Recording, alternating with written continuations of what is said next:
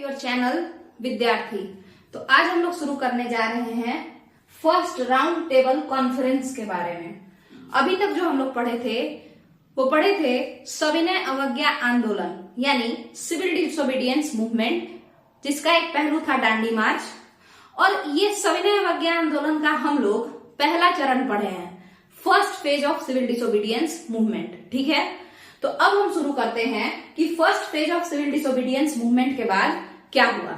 ठीक है, अब यहां पे देखेंगे हम लोग कि तारीख है 4 मई 1930। ठीक है, तारीख कौन सा है? 4 मई 1930।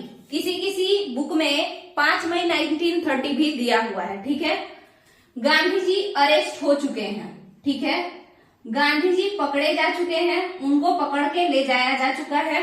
ठीक है, अब होना क्या है इसमें, इसको देखते हैं। आपको पता होगा कि जो सविनय अवज्ञा आंदोलन है उसका मुख्य उद्देश्य क्या था, उसका मुख्य एम क्या था, उसका उद्देश्य क्या था, उसका ऑब्जेक्टिव क्या था। तो उसका ऑब्जेक्टिव था डोमिनियन स्टेटस। ठीक है, उसका ऑब्जेक्टिव क्या था? डोमिनियन स्टेटस की मांग। डोमिनियन स्टेटस की मांग को जब नहीं माना गया, इसको जब नहीं माना गया, तब सविनय अवज्ञा आंदोलन डिमांड किया था किस चीज का? किस चीज का डिमांड किया था तब सविनय अवज्ञा आंदोलन? कि भाई हमको पूर्ण स्वराज्य दे दो, यानी अल्टीमेट इंडिपेंडेंस दे दो। ठीक है, अब यहां पे हम जानबूझ के ये दोनों ही टर्म लिखे हैं ताकि कंफ्यूजन जो है उसको दूर किया जा सके। देखिए, डोमिनियन स्टेटस का मतलब होता है स्वराज्य। ठीक है, भारतीय हमेशा से स्वराज्य की मांग करते थे, डोमिनियन स्टेटस की मांग करते थे। 1917 ईस्वी में ये कहा गया था, 1917 में एक डिक्लेरेशन आया था अगस्त 1917 में, नाम था उसका मॉन्टेग्यू घोषणा। तो मॉन्टेग्यू घोषणा में यह कहा गया था कि भारत जब अपने परिपक्व अवस्था में, यानी भारत का जो राजनीति है, पॉलिटिकल स्ट्रक्चर जो है, जब वो मैच्योर हो जाएगी तो हम उसे स्वराज्य दे देंगे, स्वराज्य दे देंगे। और ये कौन कहा था? भारत का जो पॉलिटिकल स्ट्रक्चर है, पॉलिटिकल स्ट्रक्चर ऑफ इंडिया जो है, जब वो क्या हो जाएगा? मैच्योर हो जाएगा। ठीक है, तो हम मैच्योर माने बढ़िया हो जाएगा, सब समझ अच्छे से हो जाएगा, कैसे वोट देना चाहिए, कैसे क्या करना चाहिए, कौन सा नेता क्या, सब चीज समझ हो जाएगा भारतीय जनता को। तो मॉन्टेग्यू घोषणा पत्र, जिसको हम यहां लिख देते हैं, मॉन्टेग्यू घोषणा पत्र, ये कहा था कि भाई जब तुम्हारा पॉलिटिकल स्ट्रक्चर, राजनीतिक व्यवस्था जब मैच्योर हो जाएगा, परिपक्व अवस्था में आ जाएगा, हम तुम लोगों को स्वराज्य देंगे। ठीक है, ब्रिटेन वाला सब कहा हम लोगों से, स्वराज्य माने डोमिनियन स्टेटस। ठीक है, ये 1917 में ही कहा गया था। ये हम क्यों बता रहे हैं? क्योंकि राउंड टेबल कॉन्फ्रेंस का संबंध, इस राउंड टेबल कॉन्फ्रेंस गोलमेज सम्मेलन का संबंध इसी के, मतलब उसका, इस गोलमेज सम्मेलन का ऐतिहासिक परिप्रेक्ष्य, हिस्टोरिकल कॉन्टेक्स्ट यही सब है। इन्हीं कारणों के वजह से गोलमेज सम्मेलन को लाना पड़ा। ठीक है, तो अब समझते हैं आगे।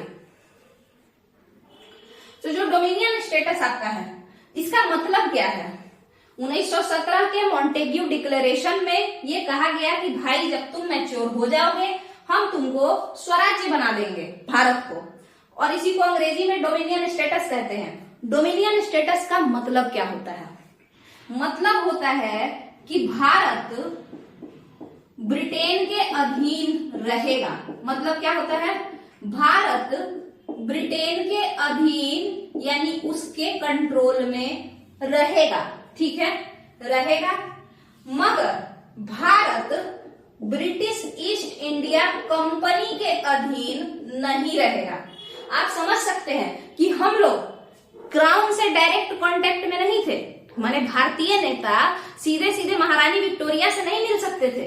उसके लिए उन लोगों को कंपनी द्वारा जो नॉमिनेटेड या अपॉइंटेड गवर्नर वाइसरॉय होते थे उन लोगों का चमचाई करना पड़ता था। तो इस वजह से भारत के लोग ये चाहते थे, खास करके भारतीय नेता, है ना, भारतीय प्रतिनिधित्व का यह डिमांड था, जो इंडियन रिप्रेजेंटेटिव्स थे उनका ये डिमांड था कि हम लोग क्राउन के अधीन सीधे हो जाएं। मतलब हमको कंट्रोल डायरेक्ट कौन करे? क्राउन करे, ना कि कोई ब्रिटेन की कंपनी करे। ठीक है, तो जब ब्रिटेन के अधीन हम रहे और क्राउन हमारे क्या हो? क्राउन हमारे हेड हो। ठीक है, क्राउन और यहाँ पे इंडियन लीडर क्राउन के नीचे। ठीक है, ऐसा व्यवस्था चाहिए था। जबकि व्यवस्था रियल में कैसी थी? तो व्यवस्था रियल में ऐसी थी कि क्राउन एक होता था, राजा रानी ब्रिटेन का, उसके नीचे एक कंपनी थी जो हम लोगों को, मतलब हम लोगों को हड़प करके हमारे देश पे कब्जा करके बैठी हुई थी। और इस कंपनी का एक हेड होता था वाइसरॉय या गवर्नर जनरल। इसके कई नाम बदले गए बार बार, तो वही। और इस कंपनी के अधीन थे इंडियन लीडर्स। ठीक है, तो हम लोग डोमिनियन स्टेटस में क्या चाहते थे? हम लोग डोमिनियन स्टेटस में चाहते थे कि भाई ये जो सिस्टम है, क्राउन फिर कंपनी फिर इंडियन लीडर्स, इसको खत्म किया जाए और हम लोगों को क्राउन के अधीन किया जाए। यानी भारत जो है, कनाडा और ऑस्ट्रेलिया की भांति भारत भी, भारतीय नेता सीधे रिस्पॉन्सिबल एंड अकाउंटेबल किसके प्रति होंगे? क्राउन के प्रति, राजा रानी के प्रति जवाबदेही होंगे ये लोग। कोई किसी मामूली कंपनी के अधीन हम लोग नहीं रहेंगे। यही डिमांड था डोमिनियन स्टेटस का। क्लियर है? अब आपको देखना पड़ेगा, हम लोग कब से मांग कर रहे हैं भाई स्वराज्य दे दो, स्वराज्य दे दो, और कोई सुन ही नहीं रहा है। 16 में भी स्वराज्य हमारा जन्म सिद्ध अधिकार है, कौन बोला?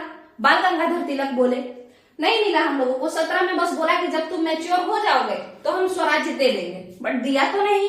ठीक है, अब आप समझेंगे कि जब ये चीज आगे बढ़ता गया, फिर नेहरू रिपोर्ट आया।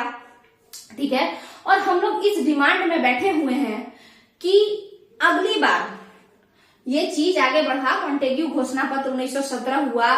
फिर हम लोग सोचे कि अब 10 साल, 5 साल, 10 साल बाद जब भी ब्रिटिश सरकार नियम बनाएगी तो हम लोगों को डोमिनियन स्टेटस देगी, यही ना हम सोचेंगे, क्योंकि 17 में बोला है।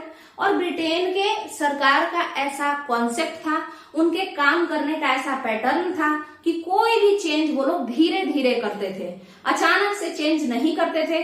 तो 10 साल 15 साल बाद ही नियम बदलता था।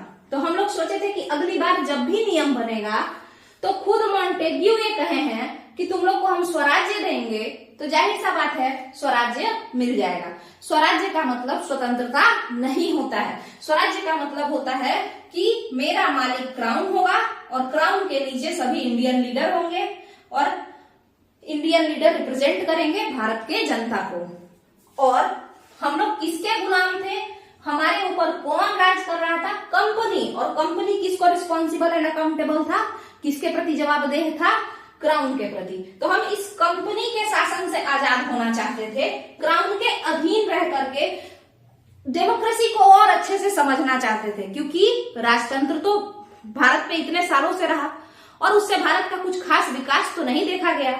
इसीलिए इंडियन लीडर ये चाहते थे कि इसको साइड कर दो और अभी हम क्राउन के अधीन ही रह लेते हैं, कोई बात नहीं है। और इसी पैटर्न को हम लोग कहे कि अगर ऐसा व्यवस्था दे दोगे तो भारत फिर स्वराज्य हो जाएगा, गुलाम से यानी कॉलोनी से कैसा हो जाएगा? डोमिनियन हो जाएगा। डोमिनियन किसका? डोमिनियन ब्रिटेन का ही। ठीक है, माने ब्रिटेन का ही एक ऐसा क्षेत्र जहां पर ज्यादा ऑटोनॉमी है, ज्यादा स्वतंत्रता है। ठीक है, ये क्लियर है। अब हम लोग वेट करना शुरू किए कि अगली बार जब भी नियम आएगा, अगली बार जब भी नियम आएगा तो हम लोगों को ये दिया जाएगा। क्या दिया जाएगा? डोमिनियन स्टेटस दिया जाएगा। क्यों? क्योंकि मॉन्टेग्यू कहा। ठीक है, अब आगे देखिए कि नियम जब आएगा तो क्या होगा। अब हम लोग देखेंगे क्या कि जो ये स्वराज्य का डिमांड है, इसका हम लोग वेट कर रहे थे कि कब ये कंप्लीट हो, कब अगला नियम आए। तो ये अब पता चलता है कि आगे का नियम कैसा बनाया जाएगा, उस पे नियम बनाने के लिए, उस पे बात करने के लिए एक कमिटी गठित हुई है। ठीक है, और वो कमिटी कौन सी है? Simon commission. ठीक है, एक कमिटी गठित हुई है और उसका नाम क्या है? Simon commission. ठीक है, ये जो साइमन कमीशन था, ठीक है, ये आया था कि अब भारत को किस तरीके से आगे गवर्न किया जाएगा, भारत पे किस तरीके से शासन किया जाएगा। जब हम लोग को पता चला कि फिर नया नियम बनने के लिए कोई कमिटी का निर्माण हुआ है, तो हम लोग बहुत खुश हुए। तो हम लोग को पता चला कि इसमें 7 मेंबर हैं। अभी भी हम लोग खुश थे। हम लोग को पता चला कि ये नवंबर 1927 में भारत के लिए रवाना होगा ये कमिटी। ठीक है, और नवंबर 1927 में रवाना होकर के ये फरवरी 1928 में पहुंच जाएगा। ठीक है, ये 7 सदस्यीय कमिटी नवंबर 1927 में चलेगा, फरवरी 1928 में हमारे यहाँ पहुंच जाएगा। ठीक है, तो अब एक चीज जो हम लोगों को सबसे खराब लगा यहाँ पे कि इस 7 सदस्यीय जो मेंबर हैं, इसमें ये किस लिए आए हैं? भारत में आगे शासन कैसे किया जाएगा इसके लिए बने हैं। और इसमें एक भी इंसान भारतीय नहीं है, नो इंडियन लीडर्स। ठीक है, इसमें एक भी इंसान ऐसा नहीं है जो भारत से रिलेटेड है, इसीलिए इस कमीशन को व्हाइट कमीशन कहा गया। ठीक है, इसके ऊपर हम लोग बहुत नाक बजाएं कि हम लोग को भी क्या दिया जाए? पार्टिसिपेशन दिया जाए, क्योंकि हम ही लोग को रूल करना है। तो हम मतलब रूल करना है यानी हम ही ना जनता है, तो जनता के ऊपर रूल करना है। और जनता के जो रियल प्रतिनिधि हैं, जो भारतीय लीडर हैं, उन्हीं को कोई वैल्यू नहीं दिया जा रहा है कि क्या नियम बनना चाहिए। ठीक है, तो इस पे हम लोग बहुत ही मतलब एक तरीके से हड़ताल वगैरह किए। और इसके बाद फिर आपको नेहरू रिपोर्ट देखने को मिला। ठीक है, इसी के मतलब साइमन कमीशन के एक तरीके से बहिष्कार करके कि हम लोग अपना मॉडल तैयार करते हैं, और नेहरू रिपोर्ट देखने को मिला। हालांकि नेहरू रिपोर्ट को बर्केनहेड नहीं माने, यानी किसको ज्यादा इज्जत दिया गया? आप यहाँ पे समझिए, एक कमिटी बना साइमन कमीशन। ये इसलिए भारत आया कि भारत में आगे का प्रशासन कैसे होगा। ठीक है, मगर इसमें एक भी भारतीय नहीं थे, तो इसीलिए भारत के नेता लोग एक और ग्रुप बनाए जिसमें सारा कांग्रेस लोग और मुस्लिम लीग ये सब लोग थे, और वो लोग एक रिपोर्ट लेकर के आए, नेहरू रिपोर्ट। ठीक है, इसका उतना वैल्यू नहीं दिया गया। और साइमन कमीशन का जो रिपोर्ट था, साइमन रिपोर्ट, उसको वैल्यू ज्यादा दिया गया। ठीक है, किसके द्वारा? अंग्रेजों के द्वारा। साइमन कमीशन अपना रिपोर्ट कब पब्लिश किया समझ जाइए, तो ये लास्ट मई 1930 में। ठीक है, लास्ट में 1930 में। साइमन कमीशन कब बना? नवंबर 1927 में। क्वेश्चन अगर आपका आता है भाई साइमन कमीशन कब बना, कब बना, तो ये बना है नवंबर 1927 में। जबकि कब आया अगर कोई पूछ दे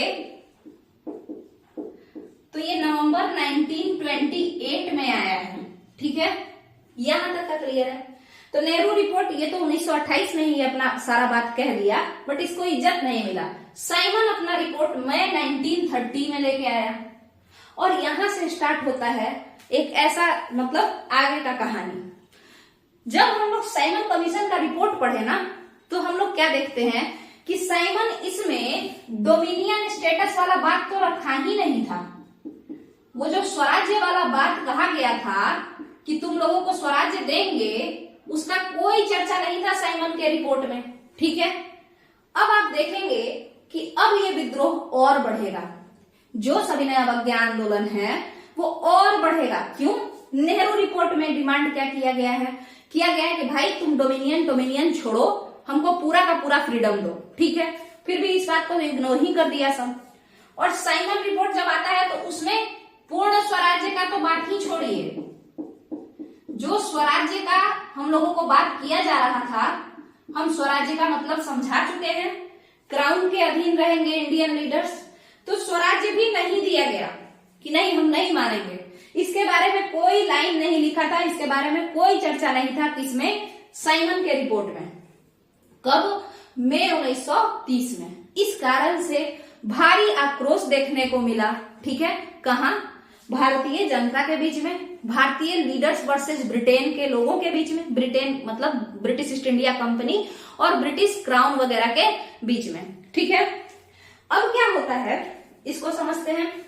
तो यहाँ पे राउंड टेबल कॉन्फ्रेंस, पहला राउंड टेबल कॉन्फ्रेंस या प्रथम गोलमेज सम्मेलन के आने का दो महत्वपूर्ण कारण हुआ। पहला कारण कि यहाँ पे डोमिनियन स्टेटस का जो मांग था, जो साइमन के रिपोर्ट में आना चाहिए था, वो नहीं था। साइमन के रिपोर्ट में इसकी चर्चा नहीं की गई थी कि किसी प्रकार का डोमिनियन स्टेटस भारत को दिया जाएगा। ठीक है, तो स्वराज्य का दर्जा नहीं दिया जाएगा भारत को, इस बात से लोग नाराज हो गए। दूसरा, नेहरू रिपोर्ट तो ये कह दिया था, नेहरू रिपोर्ट क्या कहा था? वो तो कहा था जो 1928 में आया है, 1928 में आया है नेहरू रिपोर्ट। ये क्या कहा था कि 1929 तक अगर स्वराज्य नहीं दोगे, 1929 तक अगर स्वराज्य यानी डोमिनियन स्टेटस नहीं दोगे तो भाई रखो अपना स्वराज्य अपने पास। 1930 में हम तुमसे डिमांड करेंगे, किस चीज का डिमांड? अल्टीमेट इंडिपेंडेंस का। अल्टीमेट इंडिपेंडेंस माने पूर्ण स्वतंत्रता का। ठीक है, पूर्ण स्वतंत्रता का। ठीक है, तो ये चीज इनका अब डिमांड था। तो दूसरा कारण ये है कि अब ब्रिटिश सरकार सोचेगा कि अब किस तरीके से इन लोगों को बेवकूफ बनाया जाए, कैसे बात बनवाया जाए, तो इसलिए भी अब बैठकी लगेगा जिसको हम गोलमेज सम्मेलन कहेंगे। और तीसरा कारण हम लोग यहाँ पे क्या देखेंगे?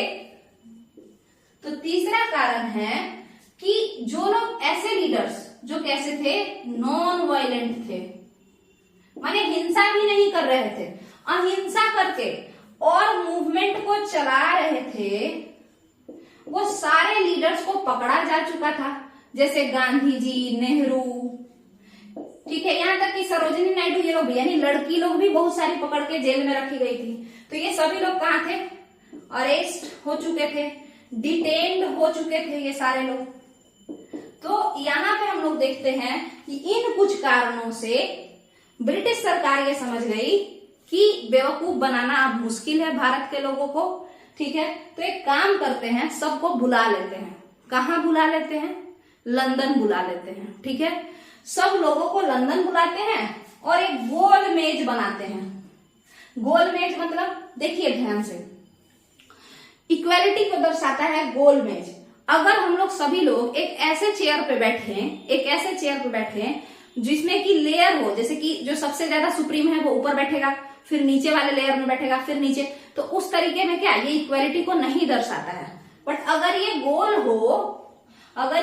हो ये चेयर, तो फिर क्या यहाँ पे सभी लोग एक समानता को दर्शाता है, इसीलिए इसका नाम राउंड टेबल कॉन्फ्रेंस रखा गया। और इसमें काम क्या था? तो बैठक ही था एक तरीके का बातचीत था। बातचीत किस चीज के लिए? बातचीत था इंडियन लीडर्स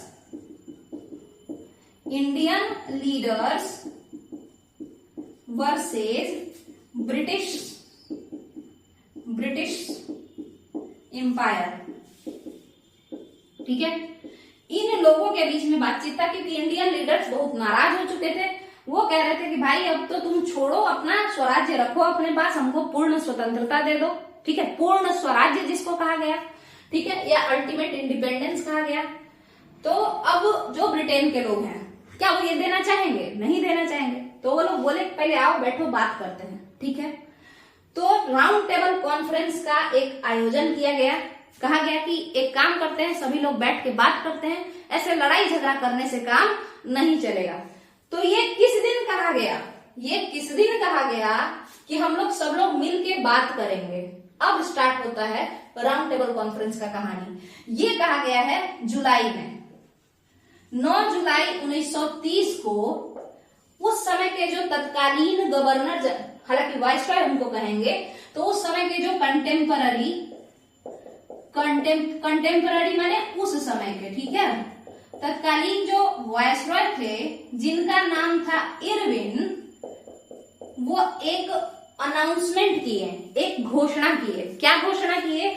वो बोले कि भाई किस तारीख को, देखिए यहाँ पे मई 1930 में साइमन रिपोर्ट आया है, लास्ट मई में, ठीक है। गांधी जी ये लोग जेल जा चुके हैं मई 1930 के समय में, ठीक है। और नेहरू रिपोर्ट का जो टाइमिंग था कि भाई 1929 तक मान जाओ, नहीं तो 1930 से पूर्ण स्वराज्य मांगेंगे। नेहरू रिपोर्ट क्या कहा था? 1929 तक मान जाओ, दे दो, क्या दे दो? स्वराज्य दे दो, और अगर नहीं दोगे तो 1 साल का टाइम देते हैं, नहीं दोगे तो अपना स्वराज्य अपने पॉकेट में रखो, हमको पूर्ण स्वराज्य चाहिए, जाओ यहाँ से, कंपनी भी जाओ, क्राउन भी जाओ, हम किसी के अधीन नहीं रहेंगे, हम पूरे तरीके से भारत एक स्वतंत्र रूप में हम लोग बना लेंगे, ठीक है।